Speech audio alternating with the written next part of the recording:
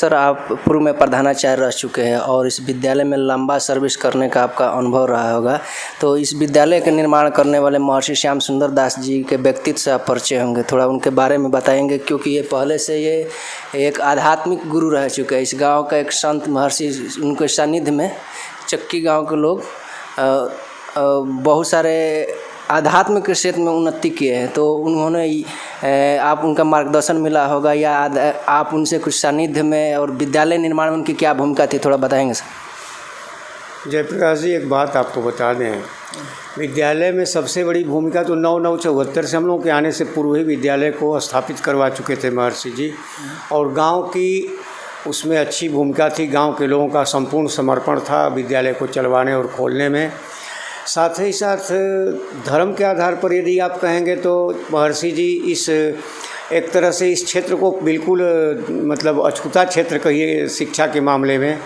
दूसरे जगह लोग शिक्षा के लिए जाते थे डुमरी में, इसके बावजूद भी यह गांव अपने आप में एक इस तरह का अनूठा गांव था कि किसी भी तरह के बात को ये गांव के लोग बैठ करके ही अपनी कचहरी में सुलझा लिया करते थे। उसमें जो है इस गांव के 2-4 हर मतलब डेरा से मिल करके लोग आते थे और उसको बैठ करके बड़ी से बड़ी समस्या को, एक लक्ष्मण डेरा में बर का पेड़ था, वही सबसे बड़ी कचहरी थी गांव की और वहीं पर फैसला होता था और सारे लोग मान जाते थे। इसी तरह से वहाँ बैठ करके निर्णय विद्यालय को खोलने के लिए लिया गया और गांव के लोगों ने, ये हम सुना है मैंने, और वहाँ निर्णय लिया लोगों ने और गांव को विद्यालय खोलने की ज़रूरत महसूस हुई और महर्षि जी उसमें अग्रसर माने आगे चलने के लिए तैयार हुए और लोग उनके पीछे खड़े हो गए। धीरे धीरे विद्यालय जो है अपना मतलब आकार के रूप में 9/9/74 को ज़मीन पर उतारा गया, उसको मतलब स्थापित किया गया।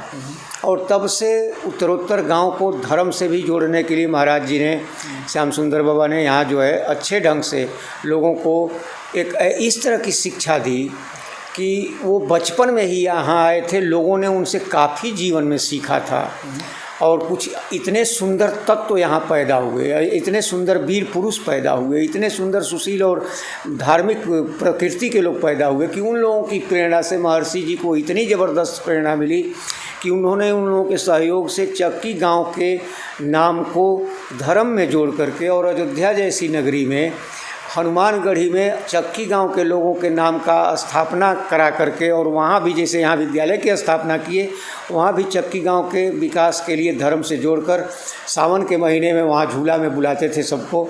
अधिकांश लोग जाते भी थे, आपके गांव को पता किए होंगे आप लोग, और उस जगह जा कर के लोग अपने अयोध्या का आनंद लेते थे। अब यह एक निश्चित रूप से उन्होंने इस गाँव के लिए मतलब आधार बना दिया कि इस गाँव के किसी भी व्यक्ति को केवल हनुमानगढ़ी के नाम पर जा करके और तमाम तरह की जो सामान्य सुविधाएं एक भक्त के लिए होनी चाहिए, वो सुविधाओं को उन्होंने वहाँ उपलब्ध करा दिया।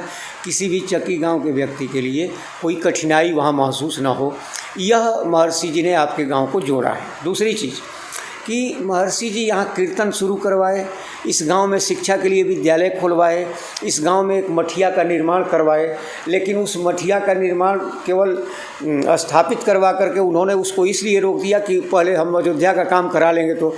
और उनके व्यक्तित्व के बारे में जहाँ तक मुझे जानकारी है और सानिध्य मुझे मिला है अपने जीवन काल में, महर्षि जी के अंदर लोलुपता एकदम राई मात्र के लिए नहीं थी, क्योंकि उनके वस्त्र को हम देखे हैं अपने जीवन में, एकदम माने सामान्य रूप से अचला पहनते थे, मतलब कमर से ऊपर भी एक अचला ओढ़ते थे और कमर के नीचे भी अचला पहनते थे।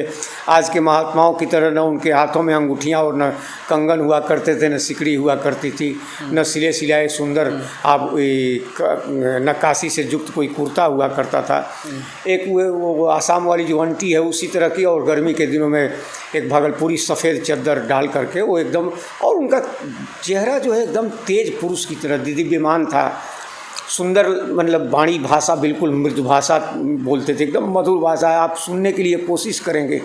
संत की अजूबी भाषा होती है, क्योंकि भाई संत वचन है अटपटी, झटपट लखै न कोय, आ जो झटपट में लखत है तो चटपट दर्शन होए। इस ऐसे एकदम इलाके में जहाँ कुछ भी लोगों को जानकारी नहीं थी, उस तरह के इस क्षेत्र के बारे में उन्होंने इतना उजागर इसका नाम किया कि आज भी यहाँ के लोग अपने नाम से गौरवान्वित हैं, चक्की गांव के नाम से। और यही नहीं, उन्हीं की देन है कि यहाँ दरवाजे पर कीर्तन, उन्हीं की देन है कि धर्म से लोग जुड़ गए। और उन्होंने अपने मठिया पर भी अच्छा खासा मूर्ति का, उनकी मूर्ति की स्थापना तो उनके गुजरने के बाद किया लोगों ने। जी जी सर। लेकिन बिना मूर्ति स्थापित के यहाँ से लेकर के लक्ष्मण डेरा से और पूर्व डेरा तक, और दूसरी चीज़ कि गुरु के अंदर उनकी इतनी बड़ी आस्था थी कि उनके गुरु धरिक्षण दास जी हुआ करते थे। जी सर। और जब कभी भी वो आते थे तो एक बार निश्चित रूप से साल में उनके यहाँ भरसक वो चाहते थे कि हो करके ही हम अयोध्या में पहुँचें। जी जी। और उनसे मिलते थे, जो भी हो गुरु गुरु होता है, इस भावना से वो ओतप्रोत थे। और उनसे इस गांव ने बहुत कुछ सीखा। उन्होंने इस गांव को धर्म से जोड़कर अयोध्या ले गए और कर्म से जोड़कर शिक्षा के मामले में हाई स्कूल जो आज इंटर कॉलेज बना हुआ है पहुंचा दिए। और अन्य अन्य डेरा जो अलग अलग नाम से डेरे हैं, किसी भी डेरे में कोई ऐसा व्यक्ति उस समय नहीं था जो महर्षि जी के लिए लालायित न हो। उनके आने पर, उनके आओ भगत में हर जगह के लोग तत्पर रहते थे डेरे पर। लेकिन एक सिधारी सिंह मार साहब हुआ करते थे, अक्सर महर्षि जी उनके डेरे पर, माने उन्हीं के दरवाजे पर लिट्टी और दूध जो भी बनता था प्रसाद के रूप में ग्रहण करते थे। और चलते थे एकदम पैदल, पद यात्रा बहुत उनको माने प्रिय थी। साधन का उपयोग हमने अपने जीवन काल में उनको, महर्षि जी को, कभी चक्की में किसी साधन पर चढ़ते हुए नहीं देखा है। आते समय जितने साधन का उपयोग हो, चक्की में वो जो है पद यात्रा करके ही हर जगह जाते थे। और उन्होंने जिस विद्यालय को आज खोला है, इस गांव में अपने आप में एक कीर्ति है। इसलिए कीर्ति की बात हम कहते हैं कि जिस समय यह विवादित क्षेत्र हुआ करता था एजुकेशन के मामले में डुमरी से, उस समय अशिक्षित गांव होते हुए भी लोगों ने कहा कि वह बहुत अनपढ़ जगह है। जयप्रकाश जी, मैं जब आया और महर्षि जी का सानिध्य पाया तो उनका व्यक्तित्व इतना सरल और पवित्र था कि उनके अंदर मुझको कोई, मतलब महात्मा के अंदर ऐब क्या होता है मुझे मालूम नहीं था। इसलिए मैं उनके किसी भी क्षेत्र पर उनके गुण को छोड़ करके जानकारी प्राप्त करने की इच्छा नहीं रखा और न मुझे कोई जानकारी मिली। तमाम गुणों से विभूषित थे वो, तमाम मतलब सदाचार से विभूषित थे वो। और इस गांव के लिए, जबकि बहुत समृद्ध गांव के थे, लोग पता लगाए हैं जाकर के उनके यहाँ, लेकिन इसके बावजूद भी वो कदम अपने गांव पर कभी नहीं रखे। और इस गांव में अपना, इस गांव के नाम को उजागर करने के लिए अपने नाम को इस गांव में उन्होंने विलीन कर दिया। और यहाँ तक कि अंततोगत्वा इस गांव के लोग जो है उनसे इतने ओतप्रोत हुए कि उनकी अब उनके देहावसान के बाद, अर्थात समाधि लेने के बाद ले आकर के इन लोगों ने उनकी एक मूर्ति स्थापित की है मठिया पर। और जिनके यादगार में गुरु पूर्णिमा को शायद अच्छे कार्यक्रम लोग कर लेते हैं, कीर्तन होता रहता है, कर लेते हैं। इसलिए मैं महर्षि जी के प्रति आभार व्यक्त क्या करूं, मैंने कुछ भी कहूँगा तो कम होगा। लेकिन जिस भी रूप में वो जहाँ भी विद्यमान हैं, मैं चाहूँगा कि उनकी आत्मा किसी न किसी आत्मा के माध्यम से प्रेरणा दे करके इस चक्की गांव के उत्तरोत्तर विकास करे। मंगलमय भविष्य के लिए मैं कामना करता हूँ इस चक्की गांव का, कि यह गांव जो है उत्तरोत्तर अब माने इतना विकास करे, उस पर विराम न लगे, मतलब हमेशा वृद्धि हो, 3 दूने और रात चौगुनी इस गांव के विकास की बात हो। और शिक्षा के मामले में तौलने की ज़रूरत नहीं। इस गांव में इतने पढ़े लिखे लोग हो गए हैं, इतने शिक्षा में गांव आगे बढ़ गया है। हाँ, एक चीज़ पर मुझे अफसोस ज़रूर है कि इस गांव में लोग जो है आपसी द्वंद्व बढ़ गया है जी, ये मुझे अफसोस है। आप कब की बात है सर, आप इस स्कूल में कब जुड़े थे, मतलब कब आए थे? हम लोग आए थे 18/11/79 को। विद्यालय की स्वीकृति मिली 9/19/84 को। जी। और तब से हम 1995 जून तक, जून नहीं अक्टूबर तक यहाँ थे। जी। इसके बाद जो है हमारा स्थानांतरण हो गया, हमारा क्या पूरा बिहार जी। और प्रधानाचार्य से लेकर के शिक्षकों तक सब लोग चले गए अपने अपने जहाँ। आपका पोस्टिंग कहाँ हुआ था सर? श्री सूर्यनाथ उच्च विद्यालय ओसांव, नासरीगंज के बगल में है, बेटा दरबार वाले। अच्छा। बेटा दरबार वाले रोड पर 8 किलोमीटर है। लगभग कितने साल वहाँ पर रहते सर? 8 साल करीब हम 2003 में गो बैक हुआ पुनः लालू जी के ज़माने में। फिर इसी स्कूल में आए थे आप? गो बैक हुआ तो इसी में आ गए हम लोग। हम ही नहीं, जितने भी अध्यापक उस समय नियुक्त थे 1984 में मतलब सभी पुराने लोग शिक्षक यहाँ पर आ गए, सब लोग आ गए यहीं पर। जी। और फिर उसके बाद सरकार की नीति में परिवर्तन हुआ तो लोग स्थानांतरण करा करके अपने अपने जगह पर चले गए। लेकिन मुझे केवल पढ़ाना प्यारा था, इसलिए मैं सरकार के किसी भी कानून के ऊपर अपना दखलंदाजी नहीं किया। सरकार को ज़रूरत होगी भेजेगी, नहीं ज़रूरत होगी नहीं भेजेगी। इस निर्णय पर हम अपना जो है जीवन समर्पित करके इस गांव में और सम्मानपूर्वक शिक्षक की हैसियत से मैंने अपने जीवन का योगदान दिया है। और आपके गांव में जितना सम्मान मुझे मिला है उसकी चाहे मैं जितनी भी बड़ाई करूं, मेरी वाणी से वो कम है। क्योंकि इस गांव के लोग, चाहे वो किसी भी कौम में पैदा हुआ छात्र क्यों ना हो, छात्रा क्यों ना हो, वो मेरे लिए एकदम माने बराबर आदर दिए हैं सब। और अभिभावक, अब तो हम यहाँ के अध्यापक भी रहे हैं और अंत में आते आते हम अभिभावक भी हो गए थे। तो यहाँ पर लगभग 2 जनरेशन का आप पढ़ाए होंगे यहाँ पर, मतलब 2 जनरेशन तो पूरी हो गई। तीसरकी के बारे में कुछ नहीं कह पाएंगे, इसलिए कि वो पूरी नहीं कर पाए हम लोग। इसलिए रिटायरमेंट कब हुआ था सर? रिटायरमेंट हमारा 29 फरवरी 2016। अच्छा। प्रधानाचार्य कितने साल यहाँ पे विद्यालय में रहते? एक बार 7-8 महीने थे 1995 में। और इस बार जो है फुल चार्ज में थे या प्रभारी के रूप में काम किए थे? ना प्रभार के रूप में। फुल चार्ज तो अब लेने में दिक्कत थी, इसलिए कि उतना दिन लग जाता साल भर दौड़ने में ही मुझे। जी। तो प्रभार लेकर के अपना गला बचा के किसी तरह से हम जो है मैंने वैसे फुल फेजेज अधिकार में थे हम लोग, ऐसी कोई बात नहीं है। सरकार की नीति के अनुसार पूर्ण अधिकार था। और उतने दिन में भी 13 महीने हमारी सर्विस थी यहाँ। और उस 13 महीने में हमने बहुत अच्छी भूमिका अपनी निभाई है और बड़े नेक नियत और ईमानदारी से हमने अपनी ड्यूटी की है। और आपके गांव के लोग काफ़ी खुश थे।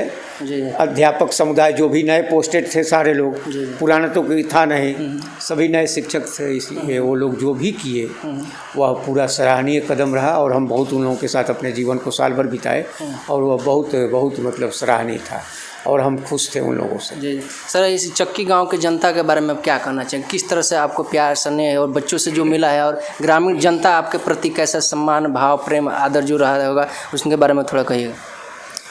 अब आप अपने गांव के किस नियत से सवाल किए हैं मुझे मालूम नहीं है। जी। लेकिन मेरे साथ जो इस गांव के लोगों ने व्यवहार दिया है, सलूक किया है या आदर दिया है, हम ज़रूर इस गांव के बारे में सुना करते थे कि यह केवल यादवों का गांव है, आपको बता दें। लेकिन यह किसी जाति का गांव नहीं है मेरी नज़र में। मैंने अपने जीवन में यहाँ जात की बहुलता के बावजूद भी किसी तरह का कोई ये नहीं देखा। इस गांव की जनता का हम जितना भी बड़ाई करेंगे, जितना भी सम्मान करेंगे, हमारे जैसे एक शिक्षक के लिए वो बहुत छोटी बात होगी। क्योंकि हमारे साथ किसी तरह का ऐसा जीवन 36 बरस 10 महीने 12 दिन के सेवा काल में 28 बरस कुछ महीने मैं यहाँ दिया हूँ, उसमें कभी भी मेरे साथ किसी अभिभावक से, गांव के किसी व्यक्ति से, या यहाँ तक कि ये भी मैं कह दूँ तो अतिशयोक्ति नहीं हुई, गांव के किसी बच्चे से भी मुझे कोई टेंशन, तनाव पैदा नहीं हुआ। हाँ, ये ज़रूर है कि मैं बच्चों को पढ़ाई के मामले में, मैं आपको अपने व्यक्तित्व के बारे में बता दूँ, ज़रूर मैं 5-7 मिनट पढ़ाने में समझाता था जीवन को जीने के तरीके। और पढ़ने के बाद भी तुमको नौकरी नहीं मिलेगी तो कैसे जी लोगे, ये तरीके मैं ज़रूर बताता था। लेकिन केवल सर्टिफिकेट लेकर के तुम कुत्तों की तरह नौकरी के लिए दौड़ो, ये मैं नहीं कभी पढ़ाया हूँ। और इस गांव का कोई अभिभावक आज तक मेरे साथ कोई सवाल, अंतिम जीवन काल तक मेरे से कोई सवाल ऐसा नहीं हुआ जो एक शिक्षक के लिए प्रश्नवाचक चिन्ह बने।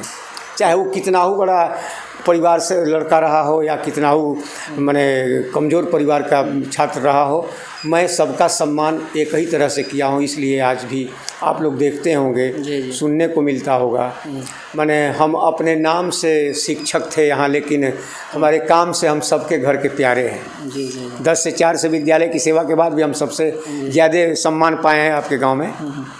अब एक शिक्षक की हैसियत से जितना सम्मान मिलना चाहिए उससे ज़्यादा आपका गांव मेरी कदर करता है। इसलिए इस पर अब मुझे कुछ भी कहेंगे तो वो कम होगा। एक अतिशयोक्ति जैसी बात होगी ना। हाँ, मैंने लोग कहेंगे कि चमचागिरी कर रहे हैं, जबकि हम कभी भी मंच से कहते थे इसलिए व्यक्ति को जाति बनकर, शिक्षक की कोई जाति नहीं होती। शिक्षक हमेशा शिक्षक होता है, और यदि उस शिक्षक की हैसियत से पेश आता है तो किसी भी बिगड़ैल समाज को सुधारने की मादा है उसमें, और किसी भी बिगड़ैल समाज को में वो पूज्य हो जाता है। क्योंकि भाई विद्वान हमेशा हर जगह पूजा जाता है, और राजा अपने राज्य में पूजा जाता है।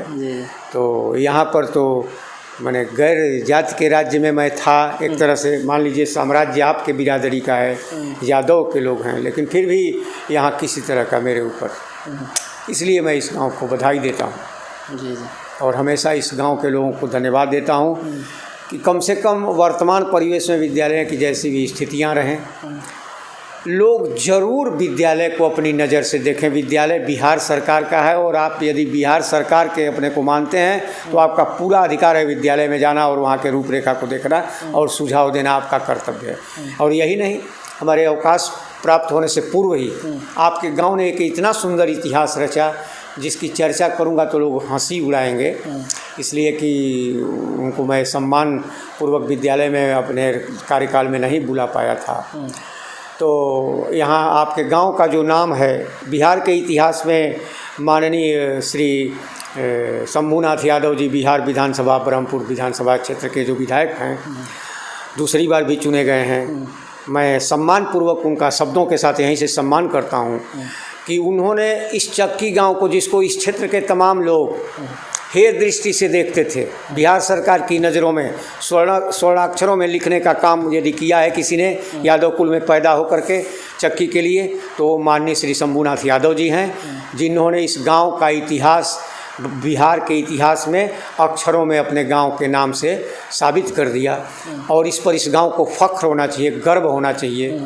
और यही नहीं, यदि ये सच्चाई है तो आपका गांव जब चाहा है, एक तरफा वोटिंग किया था स्वामीनाथ तिवारी के समय में भी लोग किए थे, और विवेचना करेंगे आप तो यहाँ के अन्य लोग जो है जितनी खुले दिल से स्वामीनाथ तिवारी के लिए या बीजेपी के लिए लोगों ने वोटिंग किया था, उतने खुले दिल से पूरे हर वर्ग के लोगों ने इनके साथ वोटिंग नहीं की। ये मेरी आलोचना है इस पर। जी जी। कर्ज लेकर के ये लोग कर्ज दिए नहीं हैं, क्योंकि संख्या के बल पर पूरी यादव बिरादरी जो है उनको वोटिंग की थी, और वर्तमान में यदि वोट के मामले में देखेंगे तो सवर्ण लोग कुछ कम वोटिंग किए। उनको खुले दिल से वाक ओवर होना चाहिए था।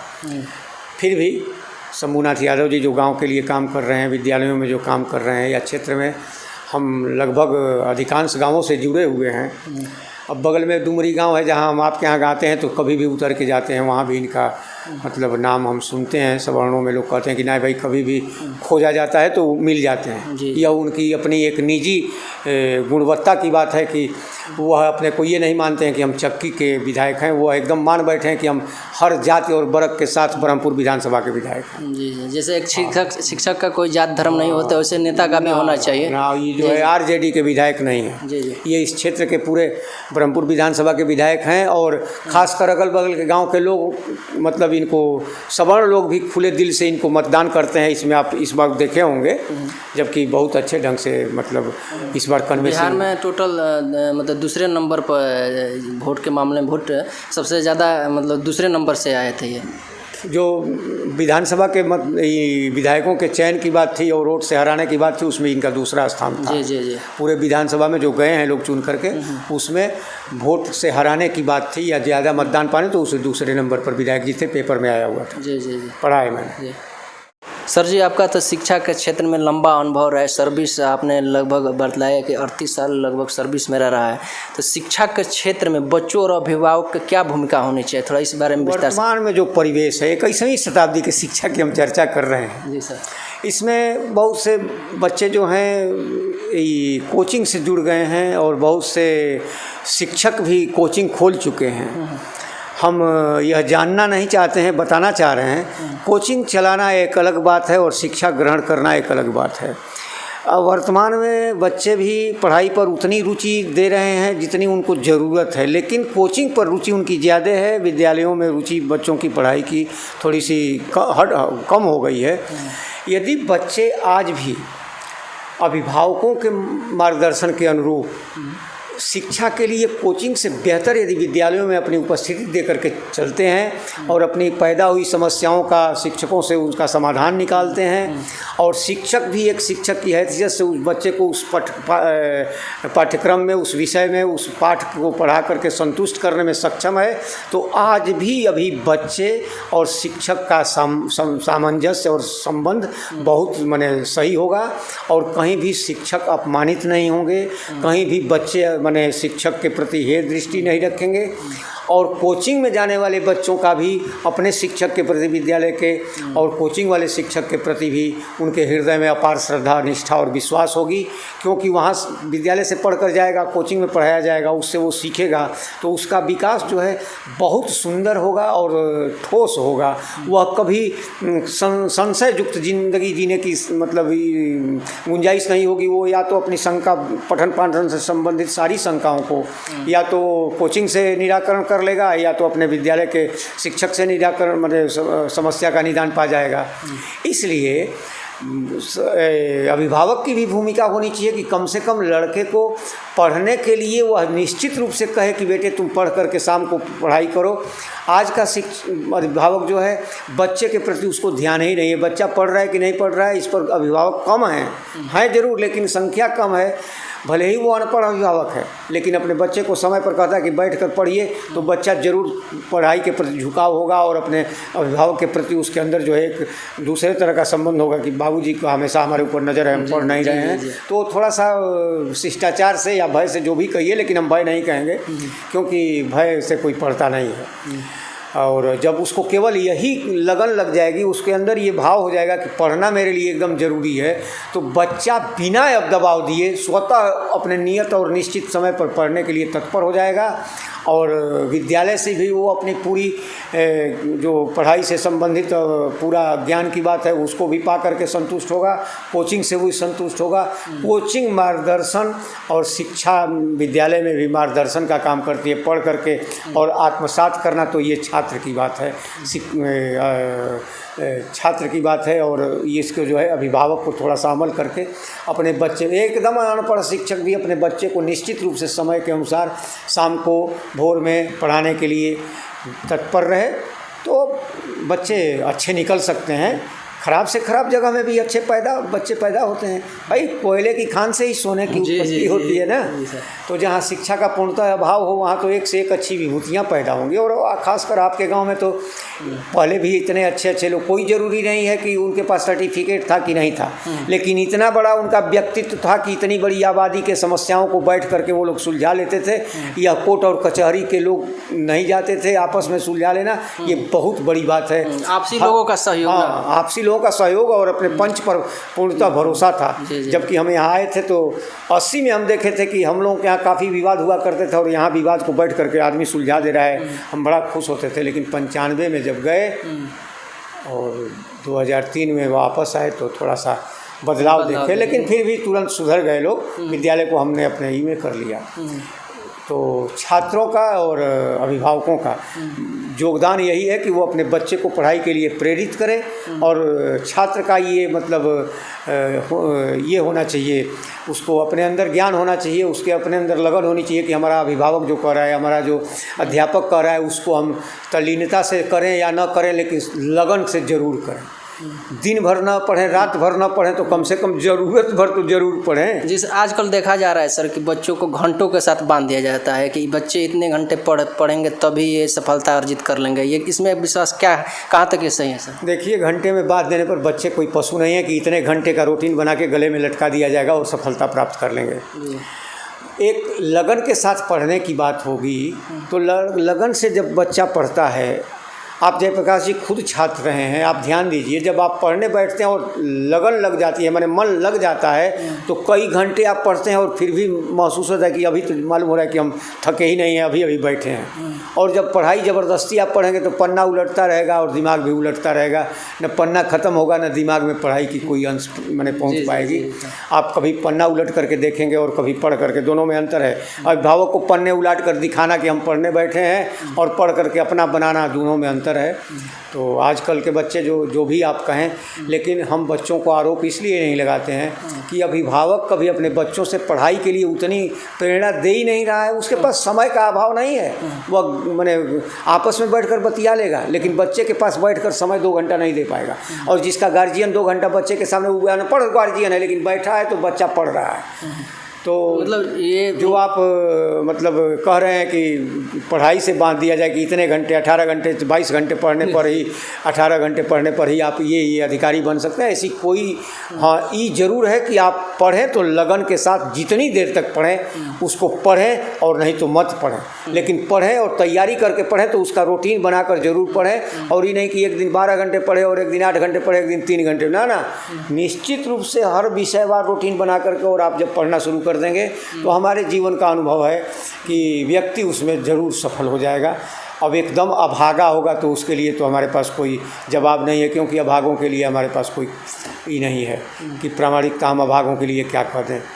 लेकिन इतना ज़रूर कहेंगे कि भाई पढ़ने वाले आज भी सफलता हासिल कर, कोई कहता है, कौन कहता है कि तूफान में कश्ती पार नहीं होती और हिम्मत करने वालों की कभी हार, मतलब जो तूफान में कश्ती पार भी होती है और हिम्मत करने वालों की कभी हार नहीं होती। ये ज़रूर गालिब की या किसकी पक्ति है मुझे बढ़िया से याद नहीं है, लेकिन इतना ज़रूर कहेंगे कि भाई कुछ जगह पर जब व्यक्ति श्रम करके थक जाता है तो यह हमारे संस्कृति में, हमारे शास्त्रों में यह सबके लिए स्थान दिया गया है ताकि वो आत्महत्या न करे।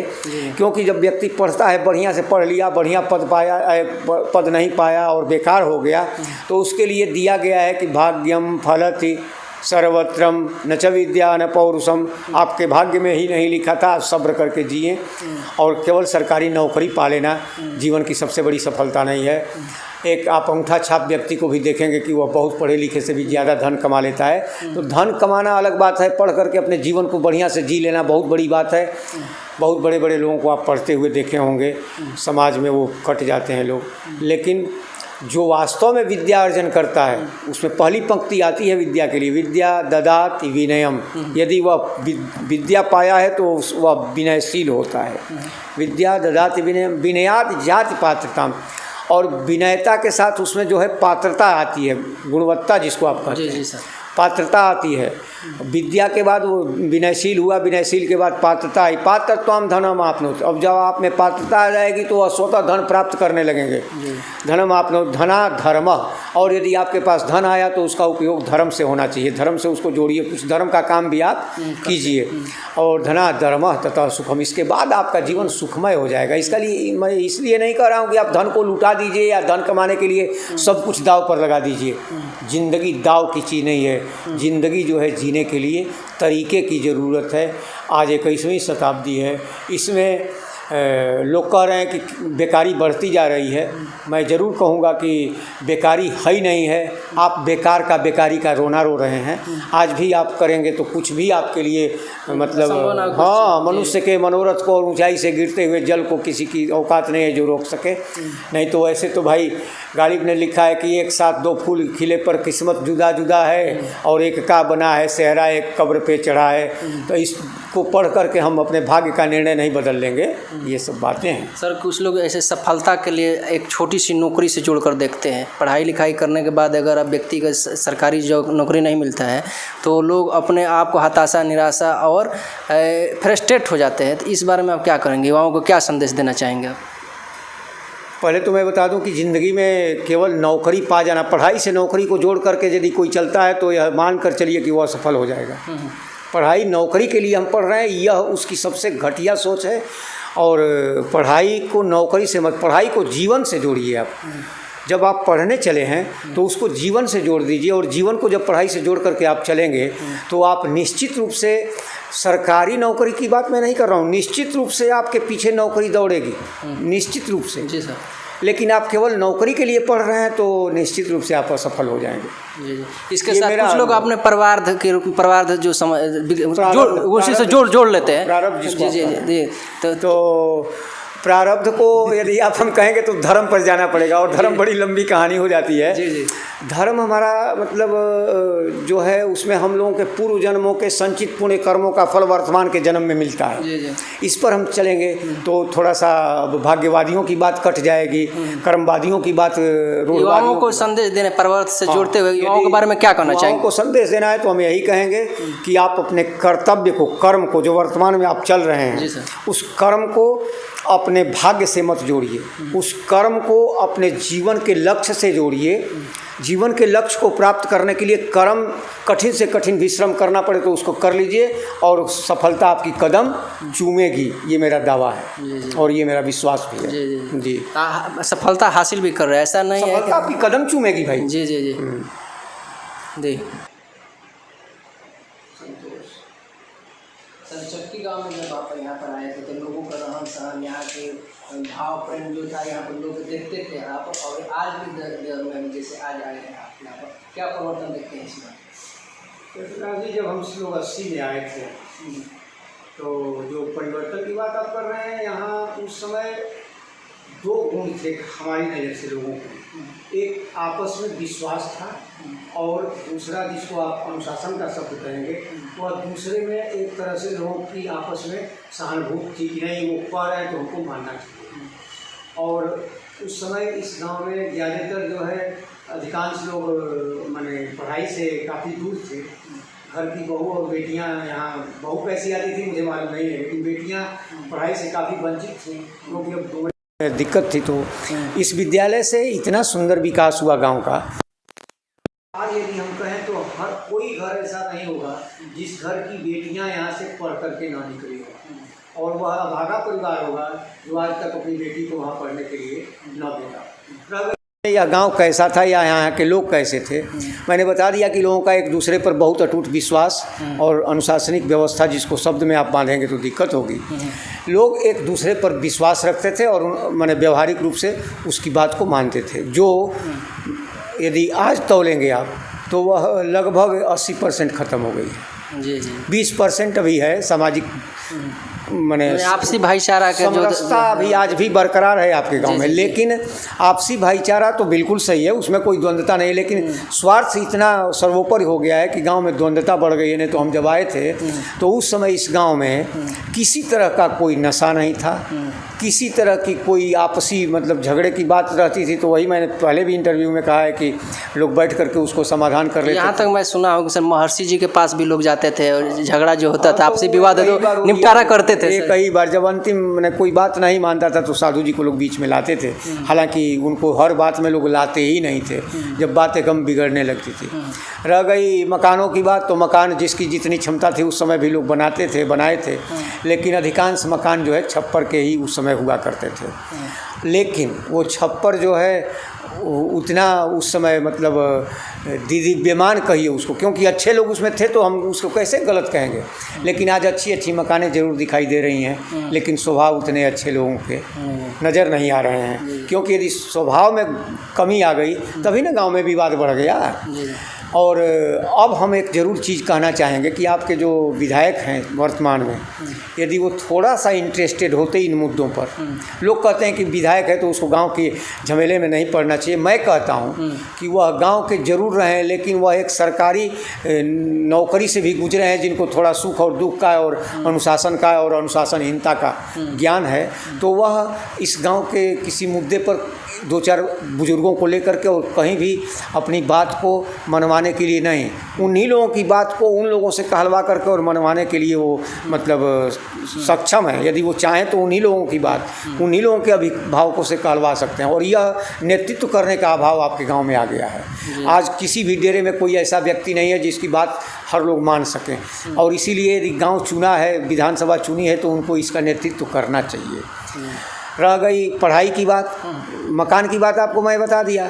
जैसे जैसे लोगों के पास ज्ञान बढ़ता गया, रहने की सुविधाओं का ज्ञान होता गया, पैसा रखा हुआ बैंक में ज़रूर था लेकिन लोग बना नहीं रहे थे, तो अब लोगों ने अपना बना करके सुविधा भोगी व्यवस्था बनाए लोग। एक चीज़ की कमी आ गई है इस गांव में, बच्चों में जो पढ़ाई की ललक उस समय हुआ करती थी वह थोड़ी सी धूमिल नज़र आ रही है। जी। हाँ। शिक्षा के प्रति बच्चों का रुझान कम होता जा रहा है। कम होता नहीं जा रहा है। अभिभावक रुचि पैदा ही नहीं होने दे रहा है। अभिभावक उसके ऊपर इतना बोझ गांस दे रहा है कि वो लड़का जो है, साइकोलॉजी में उसको पठार कहते हैं। 10 साल से नीचे के बच्चे को, 8 साल के नीचे के बच्चे को पढ़ाई में एक पठार शब्द आता है मनोविज्ञान का, वो आ जाता है तो बच्चा प्राइमरी से माने 1 से लेकर 5 तक पढ़ने में बहुत तेज होगा और आगे जा करके 8वें तक फेल होने लगता है। ये पठार पढ़ाया जाता है। जी, तो पढ़ाई सामान्य रूप से जब चलती, धीरे धीरे उत्तरोत्तर बढ़ता हो, तो ज़रूर वो विकास करेगा और उसको कोई भी सफलता चूमने में, प्राप्त करने में कठिनाई नहीं होगी। आखिरी बात आपको बता दें कि यहाँ जो आप अब विद्यालय के परिवेश की बात कर रहे हैं, विद्यालय में जब हम लोग आए तो वहाँ एक साधु जी के द्वारा गांव के सहयोग से जो मतलब भट्ठा लगा था, जिसको कजावा आप लोग कहते थे, जी। उससे एक ईंट की अपनी इमारत मैंने भवन बनवाए थे वो। लेकिन वो भवन जो है हाई स्कूल के भवन के मुताबिक नहीं था, जिसको आज के डेट में तोड़ करके और हाल बना दिया गया है। बाकी सारे भवन जो हैं फूस के हुआ करते थे। दीवारें ईंट की ज़रूर थी जी सर, लेकिन फूस के हुआ करते थे। उससे थोड़ा पूर्व जो है केवल उस भवन को छोड़कर तमाम 2, 4, 5 जो क्लास चलते थे, 2, 3, 4, वो सब 6 से लेकर 10वें तक, वो सब जो है अधिकांश क्लास फूस में ही चलते थे। जी। और बच्चे अनुशासित थे, 100% अनुशासित थे।